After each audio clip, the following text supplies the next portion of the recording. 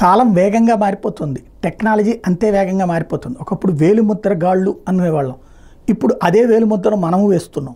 Thumb impression అన్నటువంటి పేరుతో ఆఫీసుల్లో ఎంటర్ అవ్వడానికి, లేదంటే కనుక ఏదైతే ఆధార్తో లింక్ పై దాని మీద వేలిముద్రలు వేస్తున్నాం కదా, ఇట్లాగే రాబోయే రోజుల్లో ఇంకా మార్పులు చోటు చేసుకుంటున్నాయి. అందులో ఫేస్ రికగ్నైజేషన్ యాప్స్ అన్నటువంటిది దేశవ్యాప్తంగా అన్ని చోట్ల ముందుకు తీసుకెళ్ళబోతున్నారు. బ్యాంకులకు వెళ్ళినప్పుడు కాగితాలతో తేడాలు వస్తున్నాయి కాబట్టి ఫేస్ రికగ్నైజేషన్ మనం వెళ్ళి అలా మొహం పెట్టి డబ్బులు అడిగినప్పుడు వచ్చేసేటటువంటి. అట్లాగే ఇప్పటికే ఎయిర్పోర్ట్లో రూటు మార్చారు. ఇదివరకు ఎయిర్పోర్ట్లో లోపలికి ఎంటర్ అయ్యేటప్పుడు ఒక కాగితం, ఆ లోపల మళ్ళీ ఆ కాగితం ఇది.